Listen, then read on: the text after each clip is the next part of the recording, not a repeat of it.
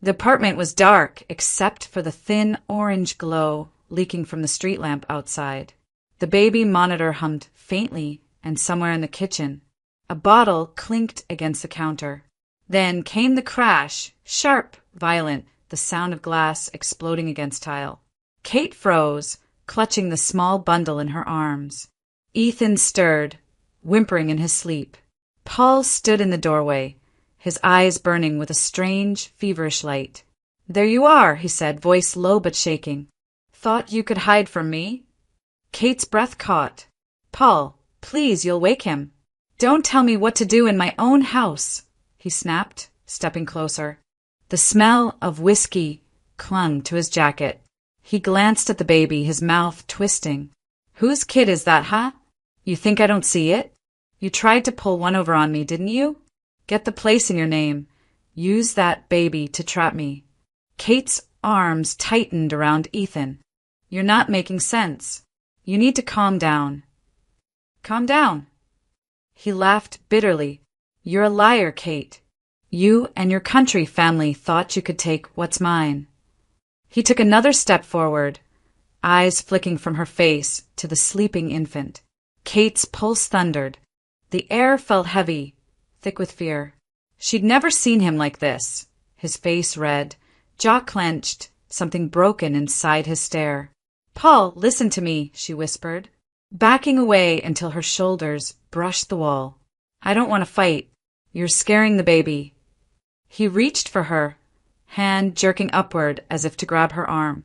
That was the moment something in her shifted. The trembling gave way to a cold, steady strength. She raised her chin and met his gaze. "If you ever touch me or my baby," she said quietly, her voice shaking but clear, "you'll regret it." For a second, the room was silent except for Ethan's soft breathing. Paul hesitated, surprised by the calm in her tone. Then she turned, clutching her son close, and walked past him. "Get out then," he shouted after her, voice cracking. "Don't bother coming back." Kate didn't look back. She stepped into the hallway, her bare feet hitting the cold linoleum, the wind from the stairwell biting at her face. Outside, the night air was sharp with the smell of snow and gasoline. She pulled Ethan closer, whispering against his tiny ear, "It's all right, sweetheart. We're leaving now." Behind her, the apartment door slammed. The sound echoed down the hallway like a final verdict. 5 years earlier, the air in Cedar Rapids still held a kind of promise. Kate Dawson was 22, fresh from a farming town where cornfields met the horizon, and dreams felt too big for the landscape. She'd come to the city with a duffel bag, a scholarship to the local community college's theater program, and a stubborn belief that small-town girls could still make something of themselves. During the day, she worked at a cafe near the community theater, pouring coffee for regulars, memorizing scripts between shifts, always smelling faintly of espresso and stage dust. That afternoon in late September, she was wiping down tables when a man stepped inside holding the hand of a little boy. Paul Dawson looked slightly out of place in his security guard uniform. Tall and quiet, his expression tired but kind. The boy, maybe 6 or 7, clutched a crumpled flyer for the children's Play the Adventures of Pinocchio. "They're sold out," Paul told him softly, kneeling down. "We'll catch the next one. Buddy." Kate overheard the disappointment in the child's voice and something in her, the same soft part that made her love theater, wouldn't let it go. She approached the ticket clerk she knew from her evening rehearsals and whispered something. A few minutes later, Paul and the boy slipped into 2 back-row seats, grinning as the lights dimmed. After the show, Paul waited by the door, the boy fast asleep against his shoulder. "You didn't have to do that," he said. "I owe you." "You don't," Kate smiled, brushing a strand of hair behind her ear. "Everyone deserves a little magic sometimes." That was how it began. The next day, she found a single tulip wrapped in paper waiting on the cafe counter with a note, "For the girl who believes in magic." Paul started stopping by after his shifts, always polite, always asking about her rehearsals. He listened when she talked about her favorite plays, about moving someday to Chicago or New York.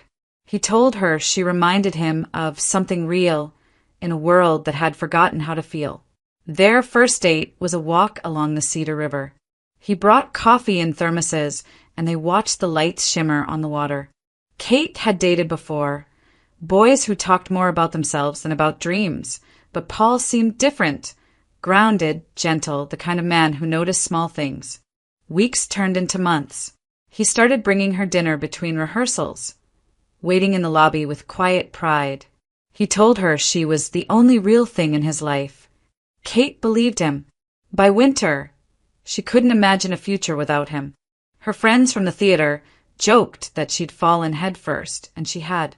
To Kate, their love felt like a story finally finding its stage.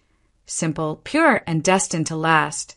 3 months later, the snow had melted into slush along the curbs when Kate and Paul stood side by side inside the Lynn County Courthouse. The ceremony took less than 10 minutes. No music, no bouquet, just 2 signatures, a worn leather jacket on his shoulders, and the faint smell of coffee clinging to her coat. Paul said it didn't make sense to waste money on a wedding when they could start saving for their own place. Kate agreed easily. She thought simplicity meant maturity. That love didn't need witnesses to be real. Afterward, they ate lunch at a diner across the street. Paul ordered a burger. Kate barely touched her salad, too busy tracing the gold band on her finger. He smiled once, that quiet, reserved smile that had first drawn her in, and promised her things would get better from there. He talked about long-term goals, buying a small house, maybe a used car, starting a family when the time was right. It all sounded safe, solid, almost comforting.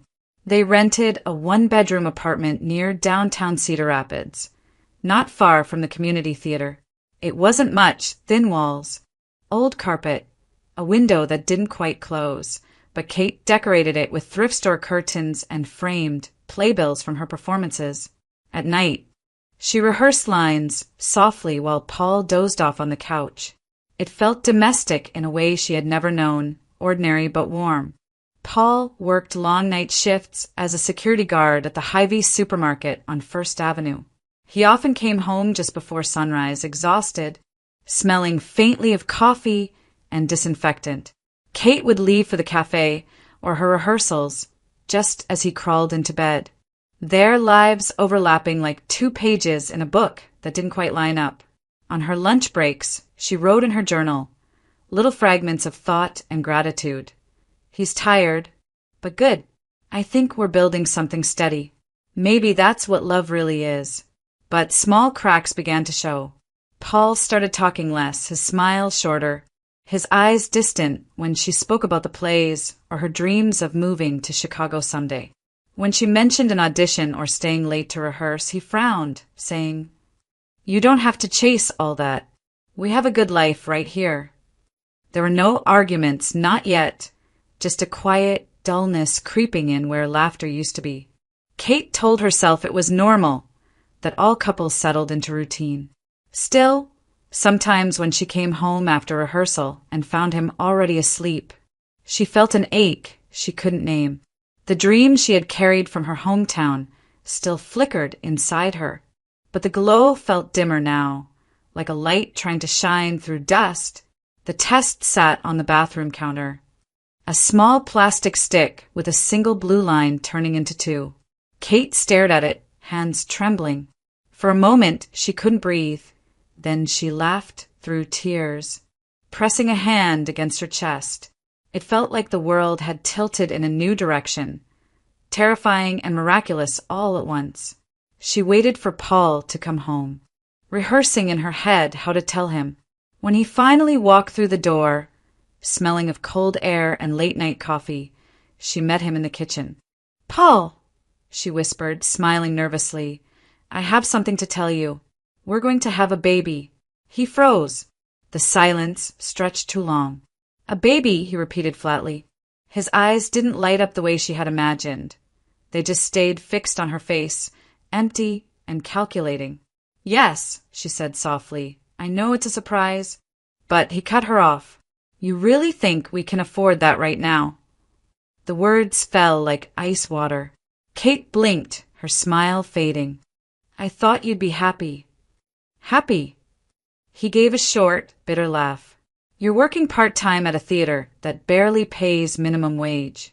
And I'm pulling double shifts just to keep up with rent. How exactly do you think this works, Kate? She swallowed hard. We'll manage. People do it every day. We'll figure it out. He shook his head. You should think about, options. Her stomach turned. Paul, no. Don't even say that. This is our child. But the tenderness that had once filled his eyes was gone. Over the next few days, his sarcasm sharpened into cruelty. Every meal became a complaint. Every expense a lecture. Maybe your folks can send more potatoes from the farm, he'd sneer. They're good at that, right? Dirt and hard labor. Kate bit her tongue until it bled, hiding her tears when he wasn't looking. She told herself he was just scared. That men didn't always know how to handle responsibility.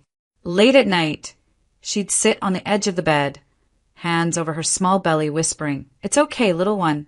He'll come around. He has to. When her parents, Tom and Mary Lane, heard the news, they offered to bring her home to Marion until after the birth. Her father's voice was steady but worried. You don't have to stay there, honey. You and that baby will always have a place here. But Kate refused. I need to believe he'll change, she said quietly. The truth was, she couldn't bear the idea of failure, of being another small-town girl who ran back home when life got hard. She wanted her child to grow up, seeing their father as a good man. She didn't know it yet, but the version of Paul she loved was already gone, leaving behind only the shadow of the man she thought she'd married. It was early spring when Tom Lane pulled into Cedar Rapids, his old Ford pickup rumbling to a stop outside the Dawsons' apartment building. The bed of the truck was loaded with boxes, homemade canned goods, quilts from Mary, and an envelope tucked safely in Tom's jacket. He hugged his daughter tightly at the door, noticing the circles under her eyes and the way she smiled a little too hard to hide the exhaustion. Thought I'd check in on you too, he said, glancing around the cramped apartment. Not much space for a little one, huh? Kate's cheeks flushed. We're managing. Paul's been talking about getting a place of our own soon. Tom nodded, pulling out the thick envelope and placing it on the counter. This is from the sale of that west pasture. Not much, but it'll give you a start. You use it for something that's yours. When Paul came home from his shift and saw the money, his tired face lit up for the first time in weeks. This could really help us, he said eagerly, turning to Kate. My folks might be able to pitch in too. Maybe we can finally stop renting. The next weekend, he drove her across town to the east side of Cedar Rapids, near the railroad tracks and older neighborhoods. They stopped in front of a weathered duplex, its paint peeling. The yard littered with old bricks and a rusted swing set. It was my grandma's place, Paul explained. She moved into assisted living last year. My parents said we could have it if we fix it up. It's not much now, but it could be. Kate looked around at the cracked steps, the sagging porch, the stained windows. Inside, the air smelled of smoke and dust. The walls were streaked yellow, the kitchen sink rusted through, and every window whistled with the wind. But she saw more than decay, she saw possibility. It just needs love, she said softly. Paul smiled, that old spark returning for a moment. Exactly. We can make it ours. Over the next few weeks, the small duplex became their project. Paul contacted a few contractors from his security job, and Kate spent every spare hour cleaning. She scraped grime from the walls, scrubbed the floors until her hands ached, and picked out paint colors from the clearance rack at Home Depot. Her father's money paid for everything, the new appliances, the plumbing repairs. Even the white front door Paul insisted on replacing. When the workers finished, the old place looked almost new. The walls gleamed, the air smelled of fresh paint, and sunlight poured through spotless windows. Kate stood in the living room one evening, her hand resting on her rounded belly, imagining their future here. For the first time in months, she felt certain she'd been right to stay. This, finally, was the beginning of the life they were meant to build together. Weeks passed, and the old duplex slowly shed its skin of dust and decay. The cracked walls were painted over in soft cream, the warped windows replaced with sturdy glass that caught the morning light. Paul oversaw the contractors, though Kate did most of the work, scrubbing grime, hauling debris, sanding the wood trim until her arms trembled. The smell of paint and sawdust filled the air, mixing with the faint scent of the apple-scented cleaner she loved. Each day brought small victories. The first time the new bathroom light flicked on, she clapped her hands in delight. The new front door, a heavy oak with brass locks, clicked firmly shut, sealing away the winter drafts. Kate stitched simple curtains out of leftover fabric from the theater and hung them herself, humming softly as she worked. She imagined rocking Ethan to sleep by those windows, the faint hum of the city outside blending with the warmth inside. Paul praised her at first. "You've got an eye for this," he said one afternoon, leaning against the freshly painted doorway. She smiled, feeling a flicker of pride. But as the weeks went on, his tone changed. He began to talk more about the money he'd saved by managing the renovation, or how lucky they were that his grandmother let him have the place. Kate noticed how often the word "we" disappeared from his sentences, replaced by "I" and "my." Still, she brushed it off. Maybe he was just tired. Maybe he didn't realize how his words stung. She told herself this was what marriage looked like. Compromise, patience, understanding. When the final coat of paint dried and the smell of construction faded, the duplex felt almost new. It wasn't perfect, but it was theirs, or so she thought. On a quiet Sunday morning, Kate was tidying the nursery when she heard Paul talking in the next room. His voice was low, casual. "Yeah, Mom, it's finally done. My apartment looks great now. Yeah, I'll send you pictures once I get the new furniture in." The words hit her like a slap. My apartment. She froze, the folded blanket in her hands slipping onto the floor. For a long moment, she stood there in silence, staring at the soft yellow walls she'd painted herself. Then she bent down, picked up the blanket, and kept folding. She didn't say anything when he hung up. She only smiled when he walked by, pretending not to have heard. Because peace, she told herself, was more valuable than pride. And maybe if she just stayed quiet, it would start to feel like home again. The hospital room smelled of antiseptic and warm cotton. Outside, snow drifted past the window in slow, silent flakes. Kate lay exhausted but glowing, her newborn son resting against her chest. Ethan's tiny fingers curled around hers as if anchoring her to the world. For the first time in months, everything felt right. She whispered his name and felt her heart expand. When Paul entered, she smiled weakly. "He's perfect, isn't he?" she said, tears of relief softening her voice. Paul stared down at the baby for a long moment, expression unreadable. Then he muttered almost under his breath, "He doesn't even look like me." Kate froze. "What?" He shrugged, forcing a laugh. "I'm just saying, maybe he takes after your side. Relax." But the tone in his voice, flat, distant, made her chest tighten. Back home. That tone hardened into something sharper. Paul started watching her differently, his eyes following her as she moved around the room. When she mentioned Ethan's doctor appointments or the sleepless nights, he grunted without looking up.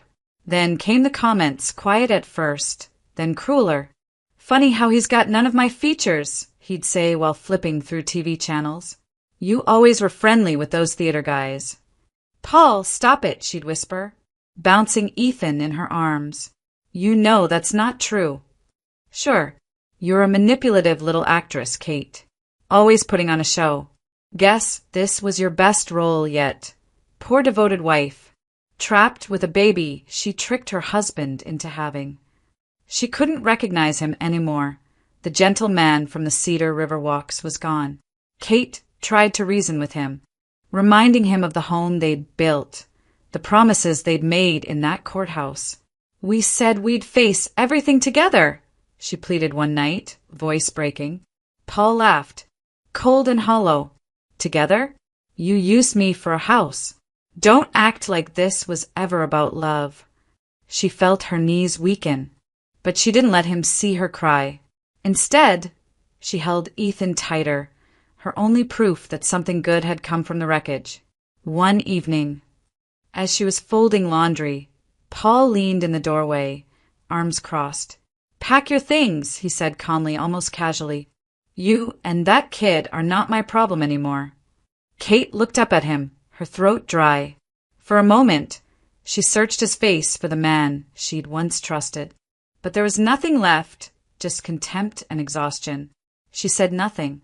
She simply gathered Ethan into her arms, knowing that whatever life waited beyond that door couldn't possibly hurt more than staying here another day.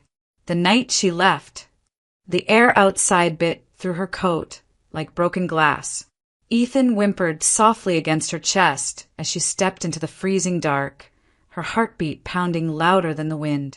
Inside, Paul's angry muttering still echoed through the walls, fading as she walked down the narrow stairwell for the last time.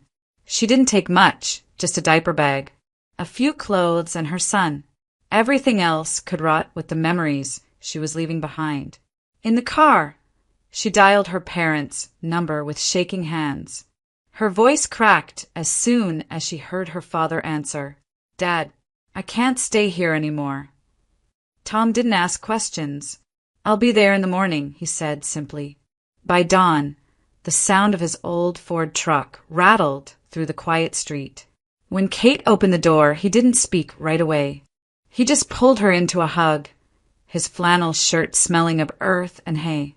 Over his shoulder, she could see the anger burning in his eyes, not loud, but deep and steady like a furnace. He looked around the duplex, taking in the new walls, the fresh paint, the appliances gleaming under the kitchen light.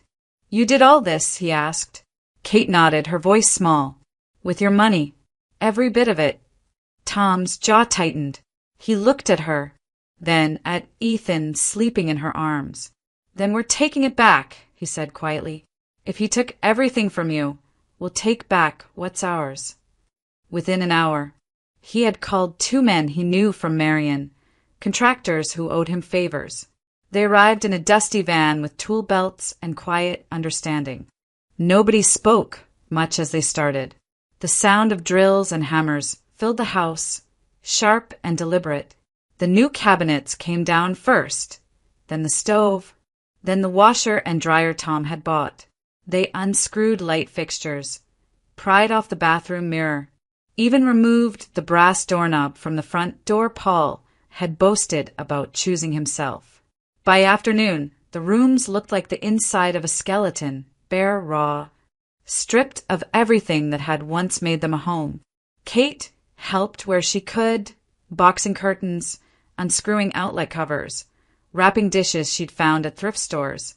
She moved like someone in a dream, calm but hollow. By evening, the duplex stood naked, exposed wooden frames, faint outlines on the walls where pictures once hung. Tom closed the truck tailgate and turned to her. "That's enough. Let's go." Kate glanced one last time at the house that had held her hopes and heartbreak. The wind rushed through the open doorway, cold and final. She climbed into the passenger seat, Ethan bundled against her chest. As the truck rolled away, she looked down at him and whispered, "This is the last time he'll make me feel small." The snow had started to fall again, soft and steady, covering their tracks before morning. The next evening, Paul returned home expecting drama, the kind where he'd find Kate crying on the couch, begging him to talk, promising to do better. He rehearsed his victory speech on the drive over, smug and sure of himself.